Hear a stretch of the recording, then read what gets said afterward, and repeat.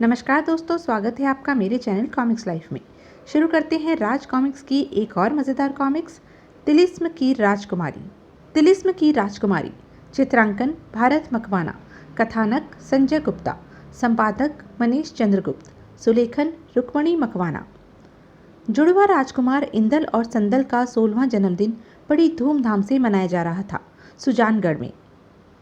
राजा वीरेंद्र सिंह इस शुभ अवसर पर दिल खोलकर दान कर रहे थे। राजकुमारों को जन्मदिन मुबारक हो महाराज, आप सबको भी मुबारक हो। तभी महर्षि जलाला नाथ ने प्रवेश किया राजमहल में।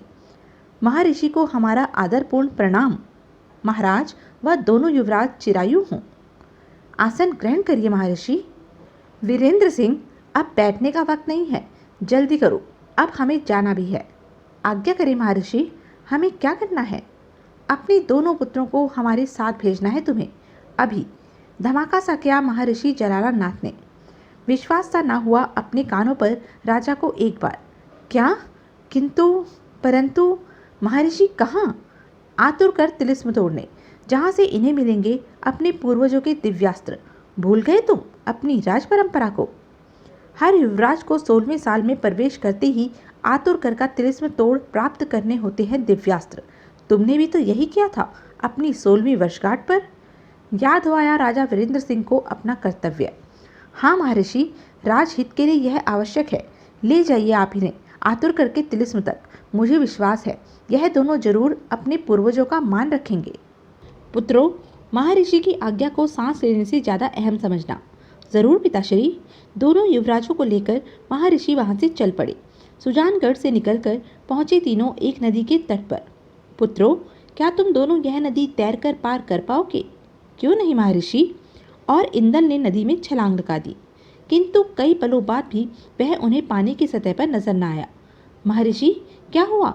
इंदल भैया नजर नहीं आ रहे। पुत्र, मुझे तो लगता है कुछ गड़बड़ है। महर्षि जलानाथ ने नदी का पानी अंजलि में भरा और यह अंजलि में भरा जल दिखाएगा कि राजकुमार इंदल कहाँ है। अगले ही क्षण अंजलि में भरे पानी में नजर आने लगा राजकुमार इंदल। महर्षि ने अंजलि के जल को नदी में फेंका। पुत्र संदल, यह इस नदी की राक्षसी नाड़का है। इंदल को उसने बंदी बना लिया है। महर्षि, मुझे आज्ञा दे, मैं अभी उस दुष्टा का सिर कलम कर लाऊंगा। हाँ पुत्र, जाओ और यह ताबीज पहन लो, तुम पर उस दुष्टा का जादू असर नहीं करेगा। महर्षि, क्या आप हमें वापसी पर यहीं मिलेंगे? नहीं पुत्र, नाड़का का वध करके तुम्हें उस तट पर पहुंचना है। वहां तुम्हें काले रंग के 2 घोड़े मिलेंगे जो तुम्हें मुझ तक पहुंचा देंगे। ठीक है महर्षि, हम अति शीघ्र वहां पहुंचेंगे। नदी में तैरते संदल को नजर आया नाड़का महल। मैं आ रहा हूँ नाड़का, तुझे यमलोक पहुंचाने। महल में प्रविष्ट होते ही संदल का सामना हुआ नाड़का से। वाह, एक दिन में 2 शिकार। शिकार कौन किसका बनता है, इसका फैसला करेगी मेरी तलवार। संदल के भरपूर वार को रोका नाड़का ने अपने जादुई रस्से से। बड़े बड़े तलवार बाजों को धूल चटाई है मेरे रसाड़े ने। उछाल फेंका नाड़का ने रसाड़ी की मदद से संदल को। बहुत सावधानी से करना होगा इसका सामना। संदल संभला और तलवार लेकर टूट पड़ा नाड़का पर। जिन्हें तूने धूल चटा दी वे तलवारबाज संदल के बराबर के न होंगे नाड़का। वाकई सच्चा तलवारबाज है लड़का। नाड़का ने रसाड़े को आदेश दिया, रसाड़े कैद कर ले इस लड़के को। रसाड़ा संदल की ओर लपका। संदल ने तलवार का वार किया उस पर।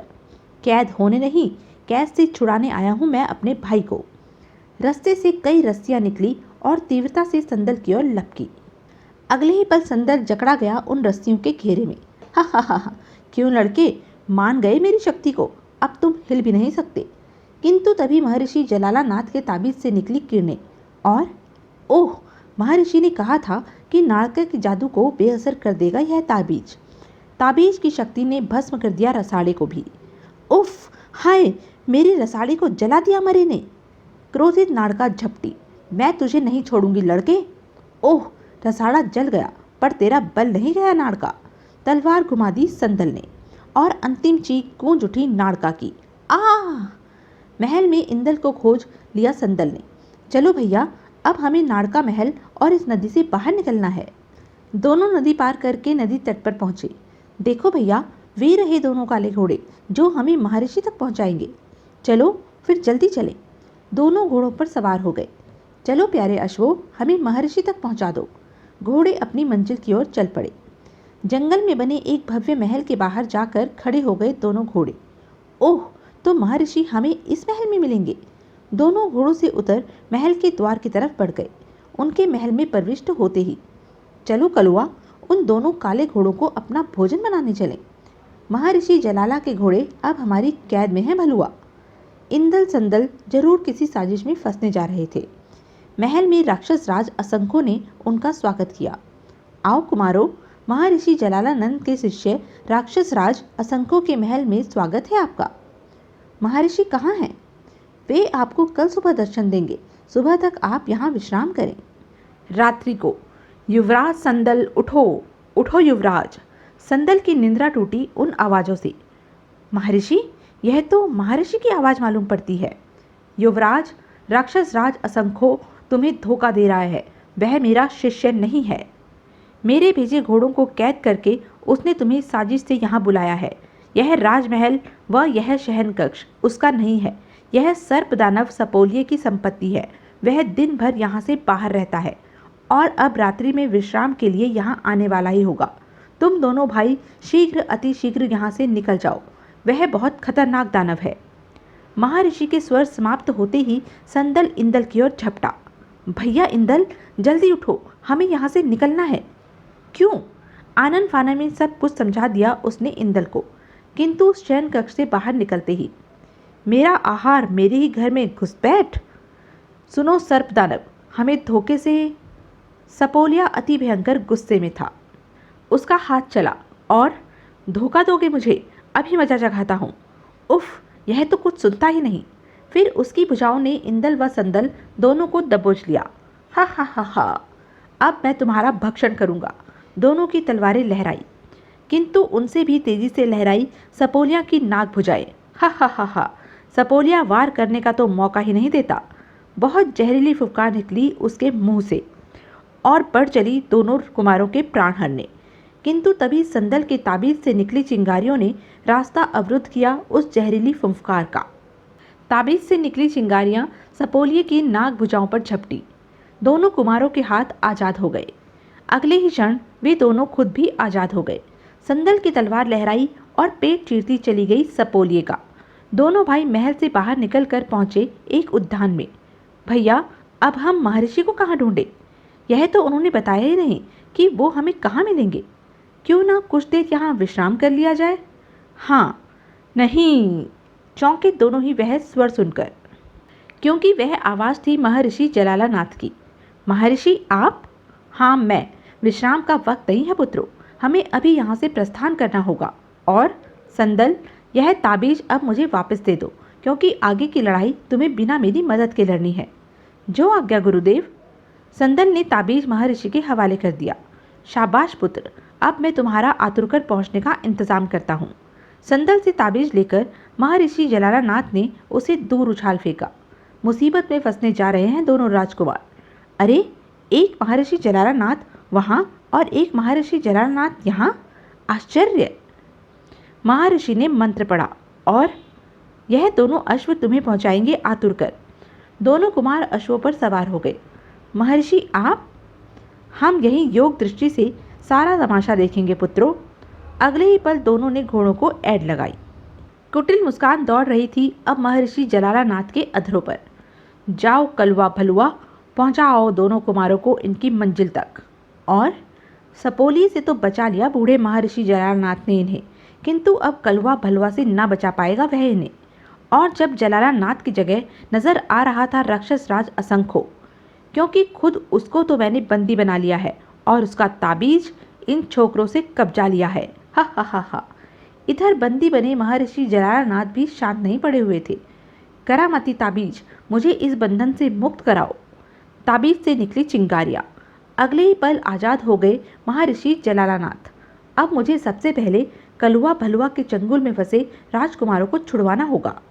कलुआ भलुआ दोनों कुमारों को एक अज्ञात दिशा की ओर ले जा रहे थे। भैया इंदल, ना जाने अभी कितनी दूर और है वह आतुरकर का तिलिस्म। अट्ठास निकल पड़ा कलुआ भलुआ के मुंहों से, भयंकर अट्ठास। हा हा हा हा हा हा। हैरान हो उठे दोनों कुमार उनके ऐसे स्वर सुनकर। अरे, यह क्या, घोड़े और हंसी?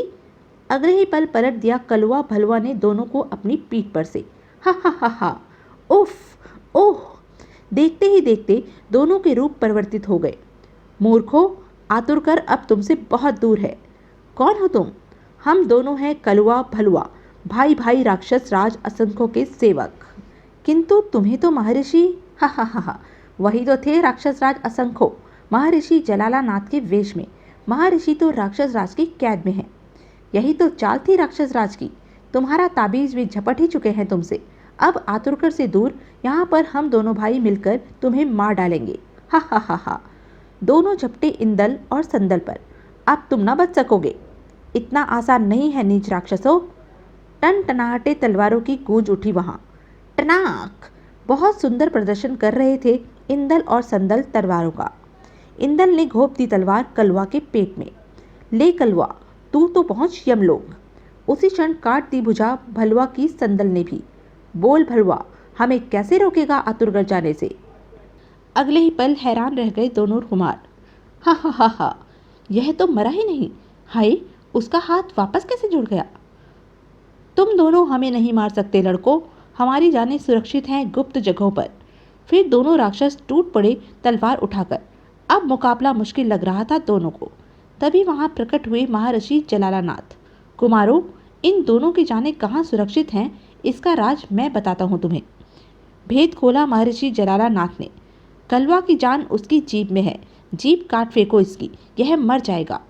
भलवा की जान इसके सीधे पैर की एड़ी में है, एड़ी काट डालो इसकी, यह मर जाएगा। इंदल की तलवार विद्युत गति से घूमी। खच्चाक! चीख भी ना सका कलवा। महर्षि, काट डाली मैंने इस शैतान की जीभ। भर भराकर जमीन पर गिर पड़ा था कलवा, कभी ना उठने के लिए। संदल भलवा की एड़ी के पीछे पड़ा था। इसकी एड़ी काटने के लिए मुझे चोटी तक का जोर लगाना पड़ेगा। संदल ने तलवार का भरपूर वार करके सीधे पैर पर किया। पैर तो काट दिया मैंने इसका। इससे पहले कि यह पैर दोबारा इसके शरीर से जुड़ जाए, कुछ करना होगा। और भलवा का पैर दबोच लिया उसने। अब इसे दोबारा इसके शरीर से नहीं जुड़ने दूंगा मैं। अगले ही क्षण एक खंजर चमका संदल के हाथ में और खच्चाक! इधर कटी एड़ी। तो यह थी अब तक की कहानी। आगे की कहानी जानने के लिए बने रहें मेरे साथ। और हाँ, मेरे चैनल को लाइक, शेयर और सब्सक्राइब करना ना भूलें। धन्यवाद।